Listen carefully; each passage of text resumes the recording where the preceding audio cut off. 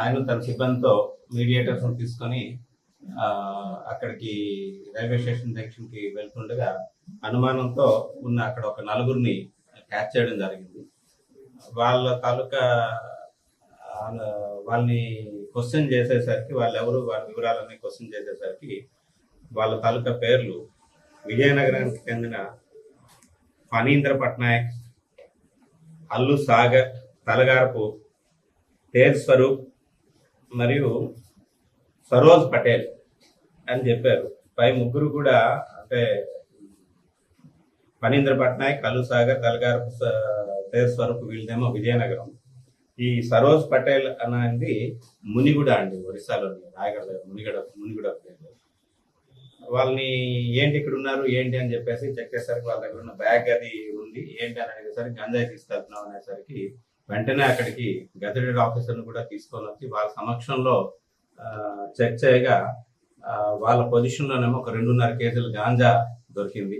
అట్లాగే ఈ సరోజ్ పటేల్ అన్న వ్యక్తి దగ్గర ఒక నైఫ్ ఒకటి దొరికింది. అలాగే ఒక 2 సెల్ ఫోన్లు, వాళ్ళ దగ్గర నుంచి ఒక 6,000 రూపీస్ క్యాష్ సీజ్ చేయడం జరిగింది.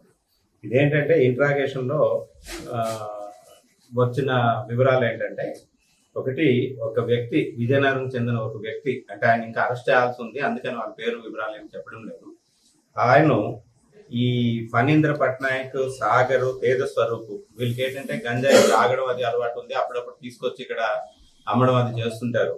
వాళ్ళకి ఒక 13,000 రూపీస్ ఇచ్చి పంపించాడు అనమాట. మునిగూడ అదే అంటే ఒరిస్సా నుంచి గాంజా తీసుకొని రండి అని చెప్పేసి 13,000 రూపీస్ ఇచ్చి పంపిస్తే వాళ్ళు ముగ్గురు కూడా మునిగూడ వెళ్ళి అక్కడ ఇద్దరిని కాంటాక్ట్ చేస్తారండి. సరోజ్ పటేల్ మరియు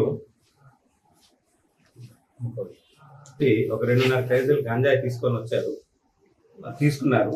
వీళ్ళతో పాటు ఈ ముగ్గురుతో పాటు 4వ వ్యక్తి సరోజ్ పటేల్ కూడా గొట్లాం వరకు వచ్చి అక్కడ 6,000 రూపాయలు తీసుకున్నాడు. ఇక్కడికి వచ్చిన తర్వాత రిమైనింగ్ 5,000 కూడా తీసుకుని క్రమంలో మన వాళ్ళు వెళ్ళి పట్టుకొని వాళ్ళని